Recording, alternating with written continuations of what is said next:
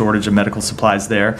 It's something that our special envoy for humanitarian issues, Lise Grande, works on.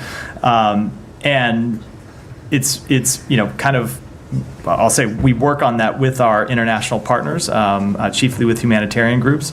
And if you look at the success that we had in the last few weeks with unlocking a polio vaccination campaign that has now completed the first round of vaccinations for, I think, 90% of Gazan children, and is moving into the second phase of inoculations.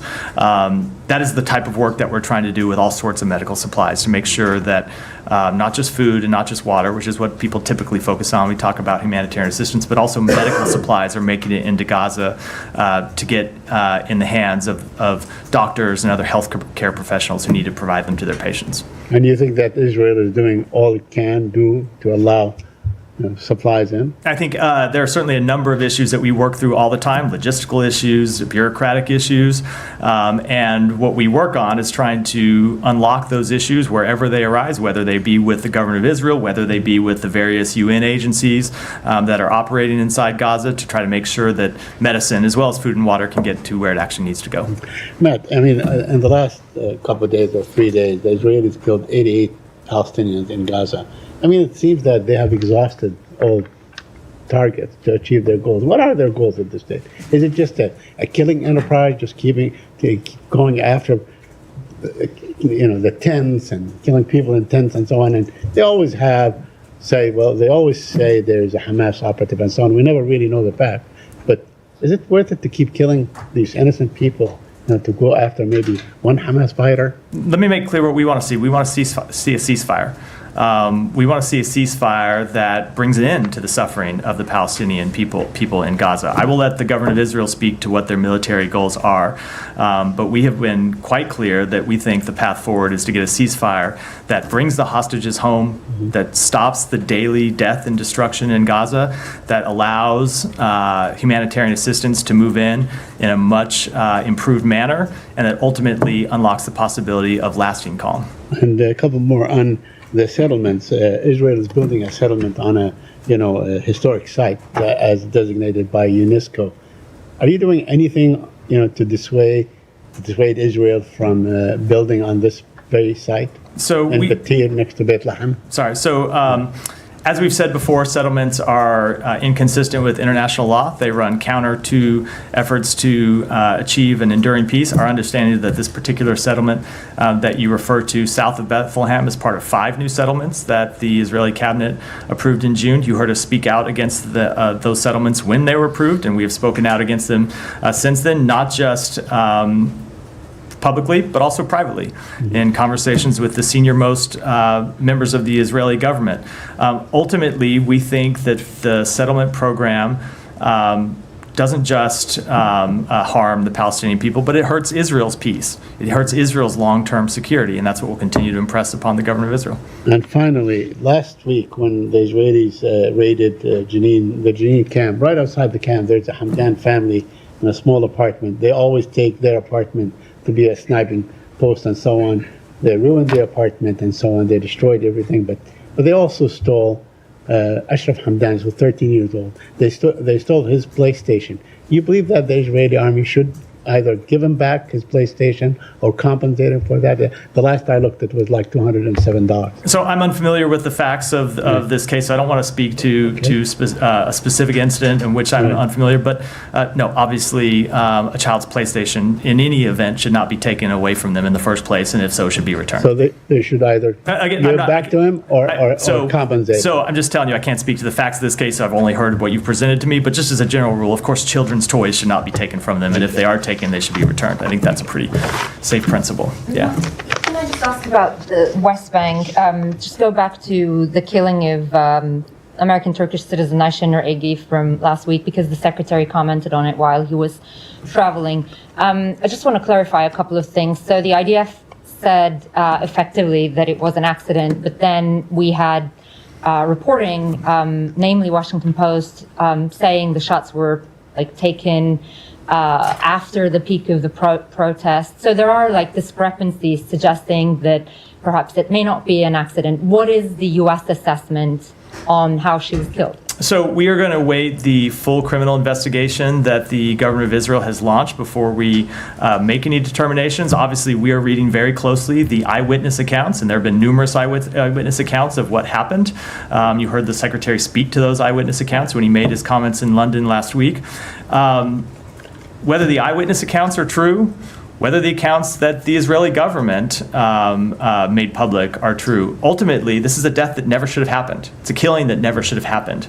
And it's why the secretary made clear that the Israeli security forces' rules of engagement need to be changed. So you don't continue to see the killing of unarmed civilians who are doing nothing more than showing up at a peaceful protest. Right. A couple of things there. When do you anticipate this criminal investigation to conclude? I don't have a timetable. I would refer to the government of Israel to speak to. It's ultimately their investigation. Right. But what we have said to them is that we want the investigation to be prompt, we want it to be thorough, and we want it to be transparent. And is U.S. considering to launch its own investigation, given she's a U.S. citizen? We're going to await the outcome of this investigation before we make any further determinations. Okay. And has there been any communication with your Israeli counterparts or IDF since Secretary called for a change in their rules of engagement? Have they assured you that they will take it seriously and they will make changes? There have been ongoing communications about this. The same concerns that the Secretary raised publicly, we have raised privately to them. Those conversations are ongoing, and I don't want to speak to them in any detail at this point. And just why isn't the U.S. committing to an independent investigation, given that she was a U.S. citizen?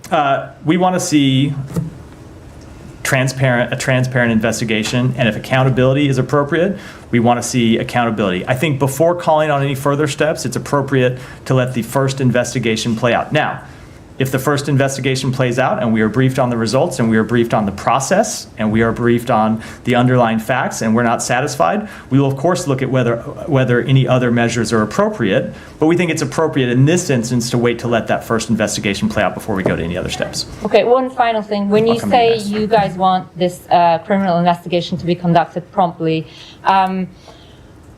this is the case of a U.S. citizen for sure, but we have had similar back and forth about a number of other incidents where there was civilian harm, and then they disappear from the headlines.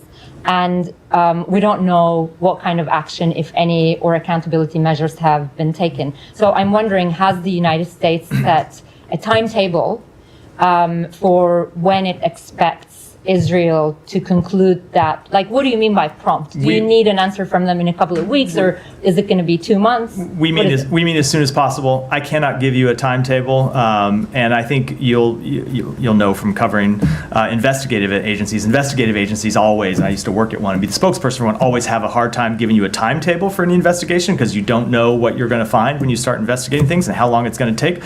But we want it to happen as soon as possible, and we want it to be thorough, and we want the results to be transparent. Okay, final thing. Can the U.S. commit to seeking accountability for its own citizen on this case? So it depends what you mean by accountability, right? If if the investigation shows that someone acted inappropriately, in violation of the law, in violation of the rules of engagement, in violation of IDF code of conduct, yes, of course we want accountability. But we also want a change that will prevent this kind of thing happening again. So you have long-term accountability to ensure that American citizens and others, Palestinians, citizens of other countries, aren't killed just for showing up at a peaceful protest. All right, go ahead. Matt, you said you expect Israel to make changes in their rules of engagement. But actually, I remember, there was an interview with Rachel Corrie's family last week, and they said this has been said by Secretary Blinken to Rachel Corrie's family before that, Israel already promised to make changes to their rules of engagement. And they cited a meeting with Secretary Blinken in 2011. So considering that, 2011? 21 maybe. Excuse me. Yeah, no, just 2011. So considering that, there haven't been any change in their rules of engagement. Because, another UN worker was also killed by an Israeli sniper after the killing of Aishin. So it seems that there's no change in Israel's rules of engagement. Like, what steps what further steps So I cannot is the speak US going to, to sorry. I cannot speak to what changes they may or may not have made over the past few years, but any changes that they have made ultimately haven't been sufficient in preventing these kind of incidents from occurring, which is why the Secretary said last week that we want to see updates to their rules of engagement. That's what we're going to continue to engage with them. Ultimately, it is the results that matter here, and when you see American citizens and others showing up at peaceful protests and being killed, it is a problem that we want to see addressed. Is that it? I mean, it's just, rule change in their rules of engagement. Is that it all the U.S. expects from Israel regarding the killing of their citizens? So that is so. If there are, as I said in response to Humaira's question, ultimately, if anyone is found to behaved in violation of the law, in violation of code of conduct, we want to see accountability as well. But and when it comes to changes to rules of engagement, what we mean is not just accountability for this killing, but steps to prevent similar killings from happening in the future. Also, there have been, criticisms from a lot of people, including Ayşenur's family, that the U.S.'s response to Ayşenur's killing has been very slow and insufficient. And there were reports over the weekend that no U.S. officials have attended her family. Can you confirm these reports? And if this is accurate, can you explain why? So first of all, I will say that cannot understand the pain that her family is going through right now and how horrific it must be to lose a loved one in these circumstances, and our hearts truly do go out to them. I want to be respectful of their privacy in this situation. We have been in communication with her family on a number of occasions over the past week or so, and I think it's appropriate for us to keep those communications private. So you can't tell us whether or not any U.S. officials have attended? We have been in communication with her family, and as I said, I think I'll keep those communications private. If I may, Yeah. to follow up on this, when Rachel Corrie was killed, in March 2003, the Israelis came back in 2012. Then, when Shirin Abu was killed, in May, and then they came back on July 4th, and they said it was unintentional. And this time around, the Israelis are saying that, it was a bullet that ricocheted and so on, which seems to, be accepted in fact, the president. Right? So, is the case closed as far as the U.S. government is concerned? It is very much not closed. And I think if you listen to the comments from the Secretary and other U.S. government officials last week, what we said is, even accepting the announced results of the preliminary investigation, even if you accept that as fact for what happened, it still shows that this is a killing that never should have happened. And that's why we want to see changes in Israel's rules of engagement to prevent such killings from happening again in the future. Thank you. Yeah, Alex, good. I'll come to you next. From your opening statement, you said that these actions on Georgia come as a result of our ongoing comprehensive review of the bilateral relationship. Since you haven't finalized your review yet, does that mean that today's sanctions are just a second tranche of multi-layer measures that you're going to take? So I don't know if I would say second, because there are a few different ways to look at this. You saw us impose, when we announced the review in the first place, you saw us impose visa restrictions on a number of Georgian government officials for their anti-democratic actions. And you also saw us announce that we would review our security funding. And subsequent to that, we've announced that we have, not security funding, our overall funding to the government of Georgia. And subsequent to that, you have seen us announce that we have suspended $95 million in funding to the government of Georgia. And the review about other U.S. government funding is ongoing. In terms of visa restrictions, you made it clear that you will not name the name. I get that. Correct. But given the disinformation campaign that the government in Georgia has been launching, to dismiss your, sanctions, previous sanctions, wouldn't that be much more effective to point fingers at the violators? Well, yeah, Alex, you are welcome to go to the United States Congress and ask the lobby to them to change the law to allow us to name the people on whom we've opposed visa restrictions. But until that law is changed, we're unable to do so. But let me try. So if you want to make the effective case, you're barking up the wrong tree. No offense. That's fair. But let me try differently. You sanctioned last time 20 plus assuming MPs, and this time you're stuck with 60 assuming MPs. Some 80 plus pro-Russian MPs voted for a Russian law. Is it fair to expect that all of those MPs are now banned from entering the U.S.? I'm not going to preview any actions at all other than to say that our review, both of potential other accountability actions and other tranches of funding, remains ongoing. Let me also get your reaction to their latest campaign. Georgian Dream's government is trying to convince the world that it was Georgia, backed by the U.S., that started a war with Russia in 2008, not the other way around. Can you put that in the context? What is the takeoff? Yeah, I saw the comments. I would just say simply, I don't think Georgia needs to apologize for having been invaded by Russia any more than Georgia needs to apologize for the fact that Russia continues to illegally occupy 20% of Georgian territory. It is Russia that has been the aggressor in invading Georgia and continuing to illegally occupy Georgia, as Russia has been the aggressor with other countries in the region, of course, Ukraine being a very prominent example of that. And about call to Aliyev today, the secretary also spoke with Armenia's prime minister last week. Is he hoping to put together another meeting in New York? So I don't have any announcements to make. Obviously, we always look for opportunities to convene the foreign ministers of Armenia and Azerbaijan. We continue to support the efforts of both countries to reach a durable and dignified peace agreement. They have made significant progress towards finalizing a peace agreement, and we're committed to supporting them in any way that we can, including convening a meeting if that's helpful. I have one more, Iran, if I may. Today, you guys joined a statement with other countries. In terms of 2 years, after Masa Amini's death, you guys have a law to impose sanctions, and other countries have done so. Why not using this momentum to announce the sanctions today?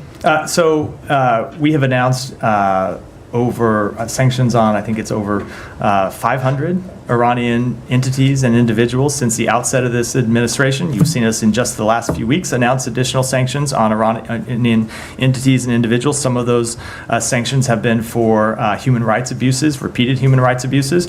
And I think you've seen a pretty consistent pattern that shows our record here, but I don't want to preview any upcoming actions. But you are behind in terms of implementation of MASA Act. The congressional report hasn't been filed yet, as far as I understand. We continue to work on that report, and when it comes to other actions, stay tuned.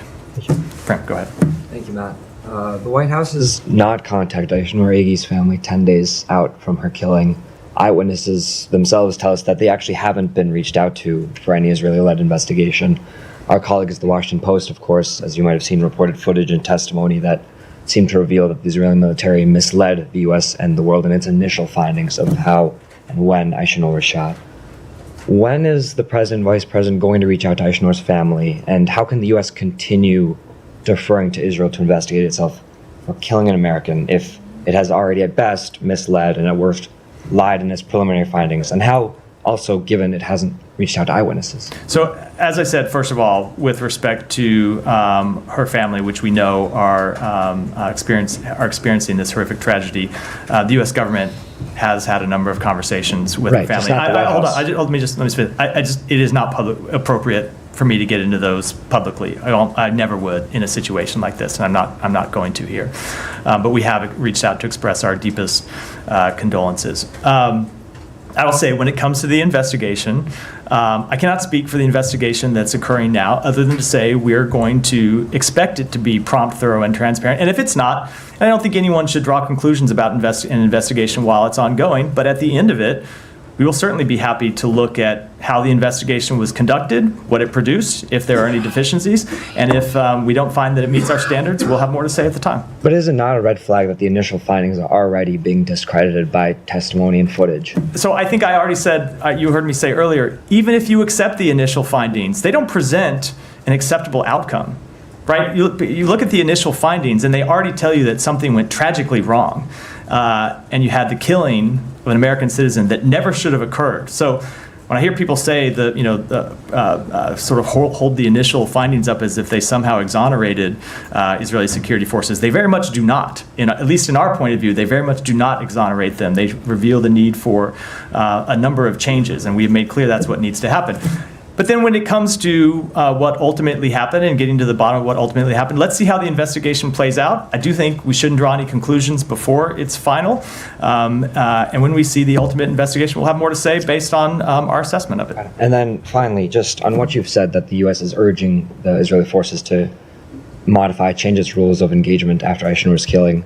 Of course, there's also World Central Kitchen worker Jacob Flickinger, the teenagers Mohammed Kadur, Tawfiq Abdul-Jabbar, our journalist colleague Shirin Abu Akleh, peace activist Rachel Corrie, 40,000 Palestinians, which of course you've condemned as well, the killing of them. The logic would follow that the U.S. has unconditionally funded a military with evidently insufficient rules of engagement up to this point. So is there any U.S. reflection on that idea? The U.S. reflection on it is that Israel needs to change its policies, and we have made that quite clear. When it comes to the World Central Kitchen strike, we made clear that they need to change their deconfliction measures and worked with the UN to get new deconfliction measures in place. Now, those aren't perfect. We continue to see strikes that result in the death of humanitarian workers. We continue to see strikes in Gaza that lead to the tragic deaths of civilians. As you know, it is a very difficult place in which to conduct a military campaign because you have a terrorist organization that embeds itself and hides itself behind civilians, which is why it's the United States that is at the forefront of pushing for a ceasefire. And when it comes to actions in the West Bank, it's the United States that's pushing for changes to the Israeli rules of engagement. As you point out, those attacks have still continued. So if these urgings don't continue, will there not be a consideration to condition weapons? We continue to work to get the best outcome possible, and we believe the best outcome possible when you look in Gaza is a ceasefire. So and that's why, hold on, conditioning let me is not just answer the question.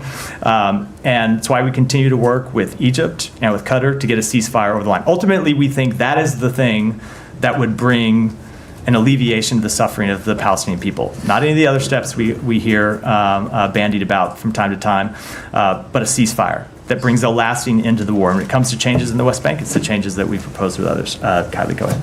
Just to follow up quickly on that, Yeah. you said that deconfliction is Perfect.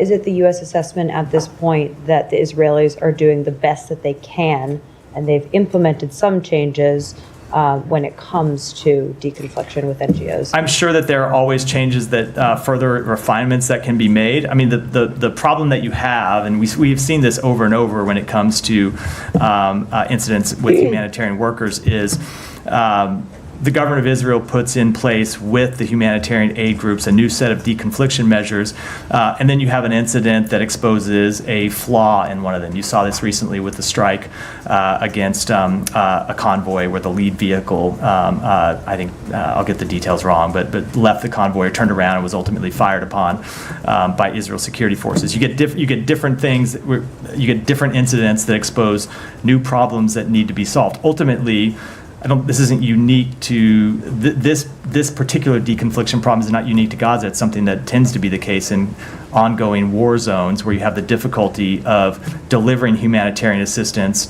while there is ongoing fighting. Now, of course, it is made even more acute because of the unique problem in Gaza of Hamas hiding itself behind human shields.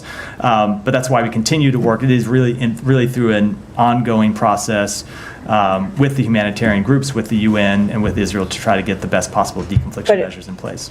And it remains the U.S. assessment at this time that Israel is genuinely working to perfect those deconfliction channels. There is always more that they can do, and we continue to engage with them about improvements that they can make on an ongoing basis. Okay, and then just if we can pivot to Ukraine for a minute with the Secretary's visit.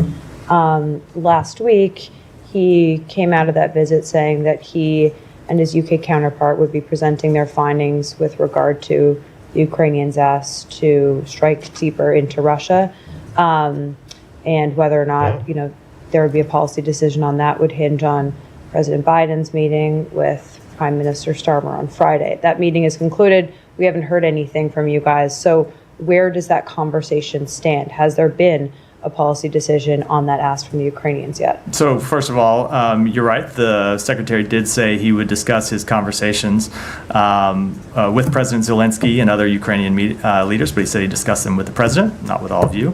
And he did do that on Friday. And of course, we know that the Prime Minister was here to discuss their policy as well with the President.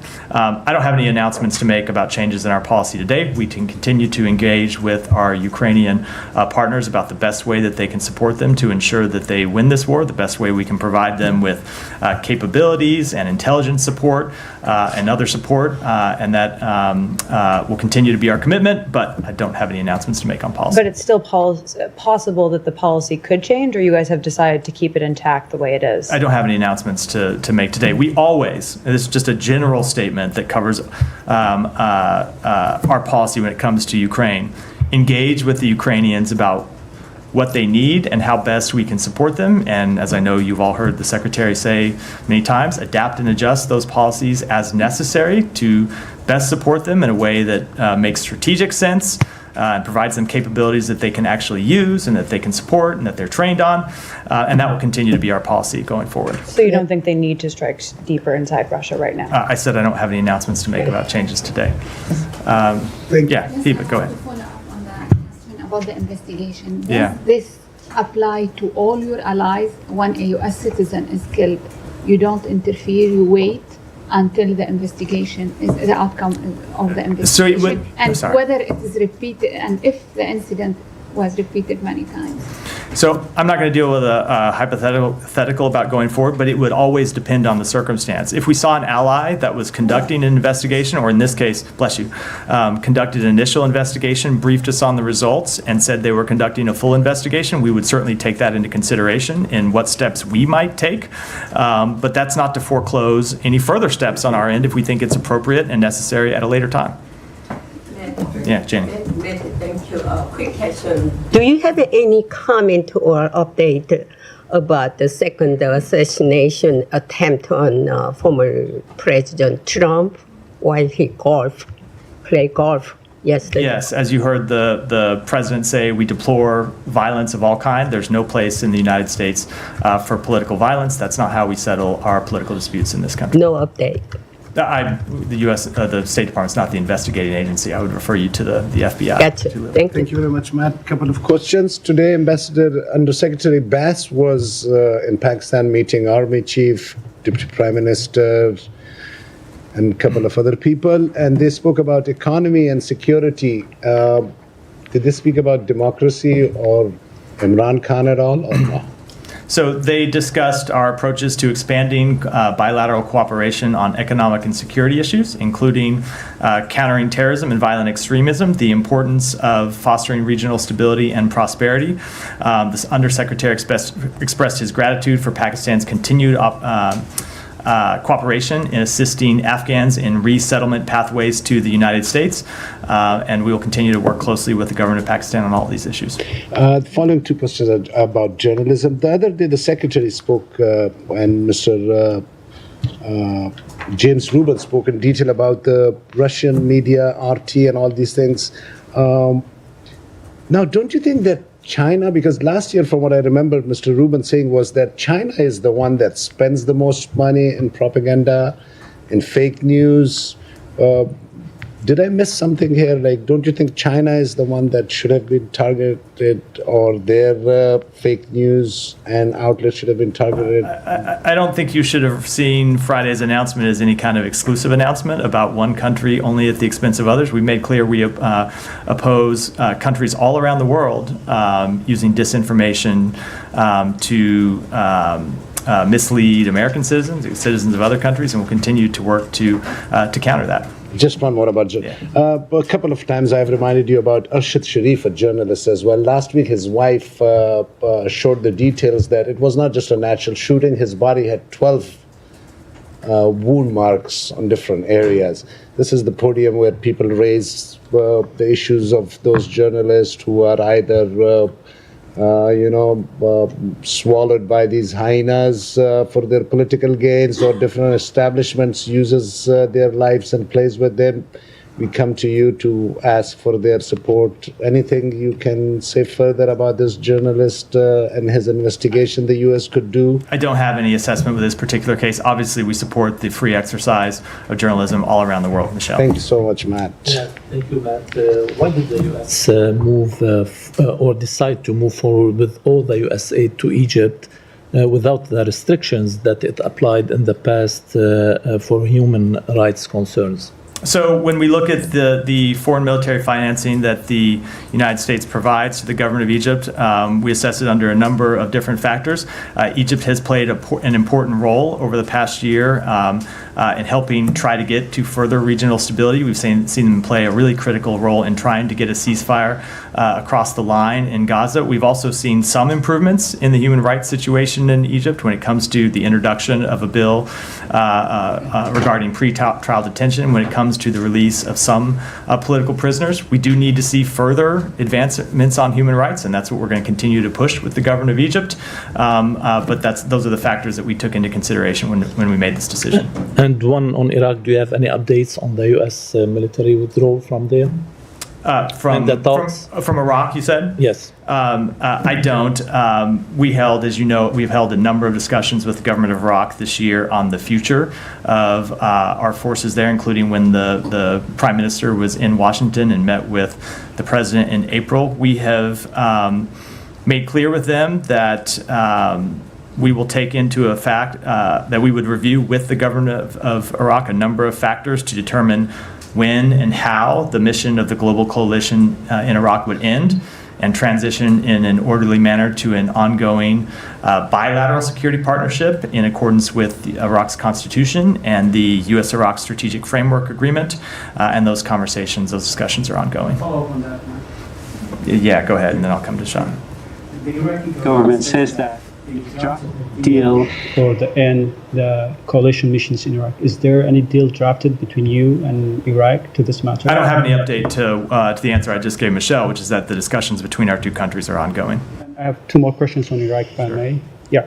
Then there are reports that telling that Iraqi government officials allowed both Hamas and Houthis to open their offices in Baghdad. While we are requesting Iraq to rein the Iranian-backed groups in Iraq, we see that they are allowing other groups like Houthis to open their offices in Baghdad and establishing their permanent presence in Baghdad. Do you have any reaction to this? Yeah, let me be very clear. Hamas and the Houthis are terrorist organizations, and Hamas and the Houthis being allowed to operate in Iraq only risks increasing the number of armed groups that have an interest in using violence to undermine the government of Iraq's goals for stability, sovereignty, and economic growth. We support a stable and secure Iraq. The presence of these groups in Iraq risks bringing Iraq into deeper regional conflicts, and we have shared these concerns directly with the government of Iraq. And last week, Iranian-backed groups attacked U.S. diplomat facilities in Baghdad, in which the embassy in Baghdad said in a statement, these groups are operating freely in Baghdad. So it's been multiple times you have requested Iraq to make these groups responsible for their acts. So why the Iraqi government is not doing this? Do you think that they are capable but not doing it, or they are incapable to do this? I'm not going to speak to the Iraqi government's actions other than to say that we do expect them to hold accountable anyone who takes action against U.S. personnel, U.S. forces in the region. Let me go to the back and then I'll finish with Sean. Go ahead. I wanted to ask you if you could give us an update on the detention of American citizens in Venezuela, and also if the government is engaged in any type of talks to work for their release. So we can confirm the detention of one U.S. military member in Venezuela, and then of course we've seen the reports of 2 additional U.S. citizens detained in Venezuela. We are seeking additional information and monitoring the situation. I don't have any further comment at this time. You cannot confirm the reports on the 2 additional citizens. We have seen the reports of them. Obviously, this is a situation where we don't exactly have a close relationship with the government of Venezuela, but we are continuing to engage to try to gather additional information. And then on that, there were also Spanish citizens arrested, and I wanted to ask you if you've been in contact with the government of Spain about it, and if you think this decision has been linked to the fact that the Spanish government granted asylum to Edmundo González Urrutia? I can't speak to any direct conversations between the U.S. government and Spain. It's not to say that they haven't been happening. I would suspect they are. I'm just not aware of them, and so I can't speak to them. But I would just say we have seen, and I wouldn't speculate as to why Venezuela is taking these actions, other than we have seen them make a number of false claims over the past few days about the reason for their detention, and I think I'll leave it at that. So, and sorry, just going back, the U.S. is not doing anything to kind of get these people released from Venezuela? No, that is not what I said. There are privacy considerations that we have to respect when it comes to individuals. I think the other people in the briefing room have gotten tired of hearing me say it over time, but in a number of cases when we don't have a privacy release, it's difficult for us to talk about the details of an underlying case, and that's the situation here. Okay, thank you. What is the U.S. position in Israel's insistence to remain in control of the Philadelphia corridor, which is fundamental point in the negotiations? This is something that we have spoken to a number of times. Obviously, Israel does have very real security concerns, and we think that those security concerns can be addressed. We think that they are addressed in the ceasefire proposal that the president laid out on May 31st, as well as the bridging proposal that we put forward in recent weeks, and we're continuing to try to work through how to implement that ceasefire in a way that would ensure Israel's security as well as alleviate the suffering of the Palestinians. What's happened for the port, the temporary port, it was built exclusively to provide humanitarian aid and food for the people in Gaza. We don't hear anything about it. Is food and humanitarian aid used as a tool to pressure on Hamas? So I can't speak to why you don't hear anything about it. I can never speak to coverage decisions made by the press. I can tell you we continue to work on it. It continues to be something that we are incredibly focused on, trying to get humanitarian assistance in. We are seeing food and water and medicine, but ultimately, 11 months into this conflict, you have to step back and draw the conclusion that the way to get the massive amount of humanitarian assistance that we need to get in is through a ceasefire that would make it easier to get humanitarian assistance in and make it easier for it to move around and get delivered to the people who need it. All right, Sean, then we'll wrap for today. Can I just follow up? Assistant Secretary Liu, I believe, is in Bangladesh. Is or was. Do you have any readouts of his meetings? And more broadly speaking, in terms of the interim government, with dealing with Muhammad Yunus, and how does the U.S. assess where Bangladesh is going? And also, I believe there's an announcement of U.S. aid assistance there. What's the goal of that? Yeah, so the Assistant Secretary Liu has been in Dhaka. He met with key advisors to the Bangladeshi interim government to discuss how the United States can support Bangladesh's economic growth, financial stability, and governance and development needs. While he was there, along with representatives from USAID, we signed with the Bangladeshi interim government a development agreement worth over $200 million in interim assistance, which will support governance, expanding trade, and creating greater opportunities for the Bangladeshi people to build a brighter and more prosperous future. I have a follow-up on that. Sean, you finish with the floor? Please. Yeah, go ahead. We'll wrap there. Thank you, Mehdi. The present context in Bangladesh, already I got one. That I have two small questions. Let me go with the Islamist jihadist Mufti Joshimuddin Rahmani, chief of the Al-Qaeda-inspired militant outfit, and other militant kingpin from Harkatul Jihad and Hizbut Tahrir, and also Interpol wanted terrorists like Sweden Aslam, Iman, and many more released from jail. Could this disturb the U.S. engagement to combat terrorism in Southeast Asia? Let me take that question back. And then with the Indian Navy upcoming high-level meeting on Tuesday addressing the Bangladesh crisis and potential Chinese strategies in the region, what is the U.S. perspective on the evolving situation? How is the U.S. coordinating with the regional partner, particularly with India, to ensure stability and address concerning related to Chinese influence on the region? Let me take that one back as well, and we'll end. Yeah, Matt, go ahead. You've seen that Chairman McCall has scheduled a markup of the resolution holding the secretary in contempt of Congress.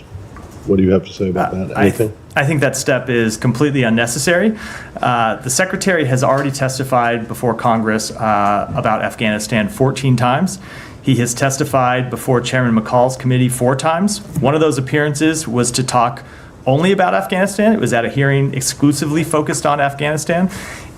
When the committee was conducting its review of our policy and comparing and compiling this report, We provided a number of officials from the department to testify before the committee and provided it information, as well as turning over thousands of pages of documents. And when it comes to the secretary's testimony, he's not available to testify, just isn't from a scheduling perspective, on the dates that the chairman wanted him to be there. And so we made him two offers. One is that the deputy secretary could come and testify on that date. And two, if that wasn't acceptable, we would make the secretary available on a later date to come and testify.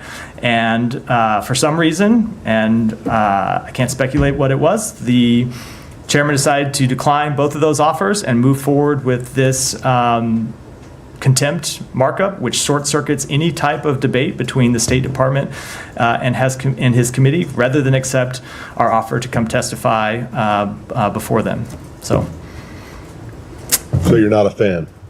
I don't think this step was in any way necessary or productive, given the tremendous steps we have taken to provide the committee with the information it needs to conduct its oversight purposes. Secretary was ready to testify at a later date. We were ready to have someone there on the date that they proposed. For whatever reason, neither of those alternatives were good enough to them, so they chose to take this step. We will continue to work with them when we can productively do so, but they will have to make their own decisions about how they move forward. You want to tell us why the secretary can't be there on Thursday? I don't have any announcements to make today. We'll end there. Thanks, everyone.